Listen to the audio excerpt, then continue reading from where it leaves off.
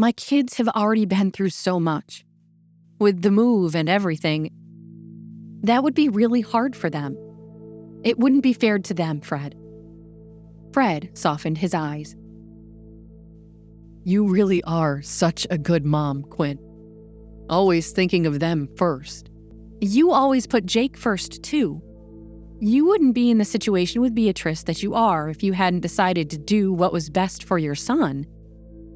I'm actually glad you kicked her out. She wasn't good for Jake." "No, she wasn't," sighed Fred. "I only wish I'd seen it sooner. It's easy to get caught up in other things when I have so much responsibility on my shoulders." "Well, you've discovered it now," said Quinn.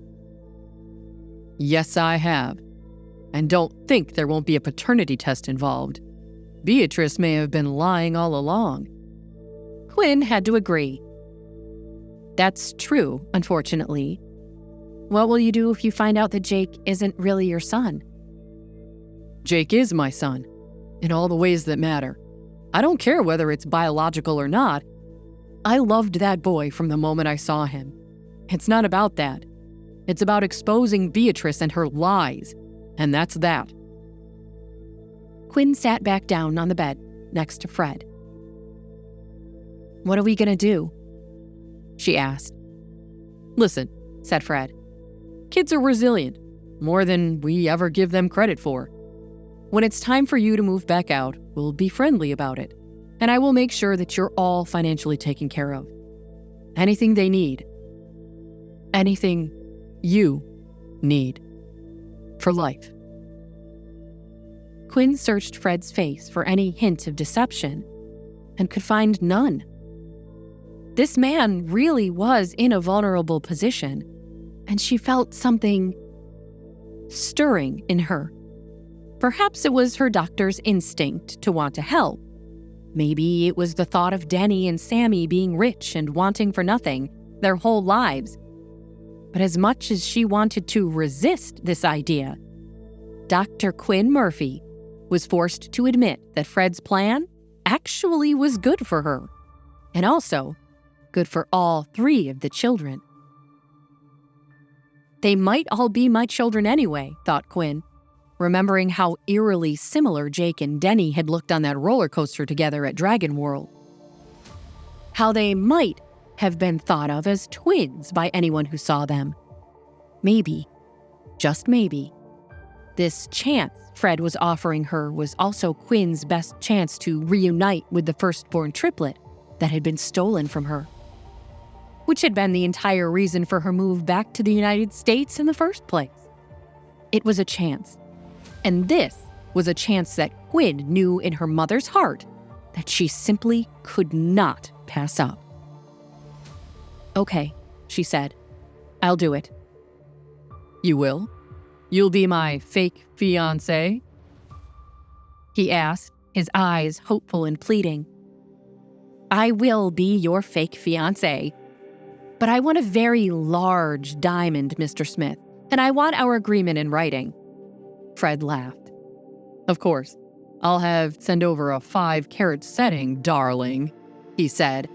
Quinn rolled her eyes. "No need to go overboard with all the lovey-dovey talk." "It's going to have to be convincing, you know. People can suspect that the engagement isn't real.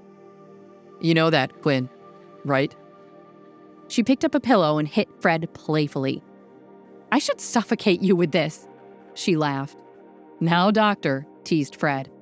"First, do no harm. That's your oath, right?" "Look, I'll play the part you need me to play, both as your doctor and also as your fake fiancé. I'll call Mally Martinson Sneed right away and have them draw up the contract. Confidentially, of course." "You need your rest, mister," said Quinn, removing the phone from Fred's hand and placing it on the dresser across the room. "You just had a seizure, in case you had forgotten that. The contract can wait. Your health comes first." "I guess I'd better get used to following doctor's orders," said Fred, resigned to obeying Quinn's decree. "When will we tell the children?" she wondered. Well, we'll have to wait until your ring is delivered. Will you at least let me place that call?" Quinn sighed and returned Fred's cell phone to his waiting hand. "Fine, but just one." "Fair enough," agreed Fred. "With the rate that Beatrice was buying jewelry, I'm a pretty good customer there. So, it should be here by this evening. Perhaps we should all have dinner?" "That's a great idea. And of course, we are still at Dragon World," laughed Quinn. "Most magical place on earth, they say. You should make reservations for the Knight's Table. That whole medieval feasting hall place. The kids will love it." "I can do that," said Quinn. "Now you rest. Call Lance to stay in the suite and wait for your delivery. And I'll see you and Jake at, say, 8 o'clock at the Knight's Table." "Absolutely, my lovely wife-to-be," crooned Fred as Quinn shook her head and laughed. This would certainly be an interesting ride, she thought to herself. Just then, there was a small knock on the door. Both Fred and Quinn perked up immediately. Quinn rushed to the door and opened it. On the other side, looking small and petulant, was her own son, Denny, who was pretending to be Fred's son, Jake. "Jake!" yelled Fred from the bed. "Where on earth have you been? We were so worried." I wanted a soda," he began. Quinn threw her arms around the boy. "You could have asked your father for soda, kiddo. It's not safe for kids to go around by themselves." "Yeah, I know," said Denny. "I saw the security guards throw out some crazy lady. I hope she wasn't trying to take a kid." Fred, groggy after his seizure, might have noticed that his son, Jake, would certainly have recognized Beatrice. But for now, he didn't feel well, so this went unnoticed. "Listen, buddy," said Fred weakly. "We're all going to rest up for the afternoon, and then we'll go to the Knight's Table for dinner, okay?" "The Knight's Table?" yelled Denny enthusiastically. "Awesome!